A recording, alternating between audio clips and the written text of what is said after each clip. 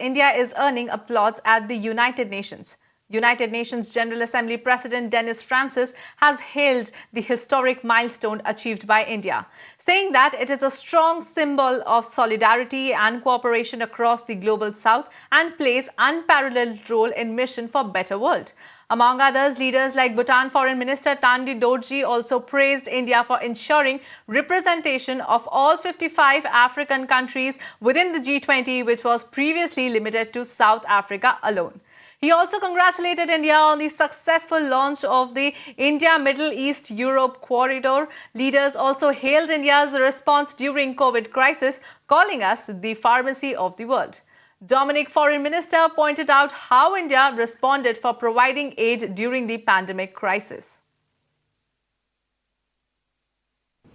India's recent G20 presidency marked a historic milestone, being the first to usher the African Union into the group as a permanent member, a strong symbol of solidarity and cooperation across the global south.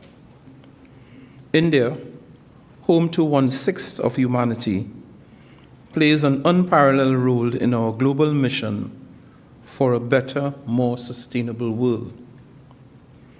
Colleagues, India's legacy of contributions serves as a guiding light, encompassing endeavors such as championing democracy, promoting women-led development, and being among the pioneers in adopting the UN's global goals. Where I remember struggling with seeing how we could get immediate, urgent response by having access to vaccines. Because we've always felt that our small states, depending so much on tourism, that in order to get out of the pandemic, we needed to ensure that we protect our people. And before we knew it, India was able to respond and provide us with vaccines in the Commonwealth of Dominica.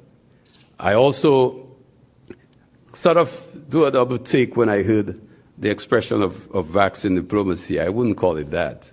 I think it was just extending the hand of humanity. I think there are other countries involved in vaccine diplomacy, not India.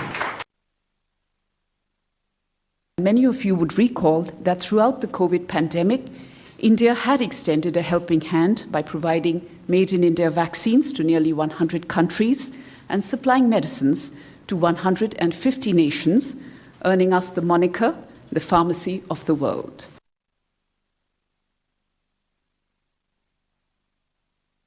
It was a challenging summit. It was actually a challenging presidency.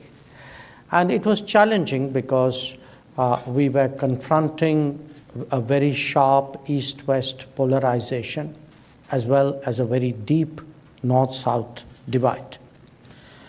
But we were very determined as the presidency of the G20 to make sure that this organization on which the world really had put so much hope, that this was able to get back to its core agenda, and its core agenda was of global growth and development.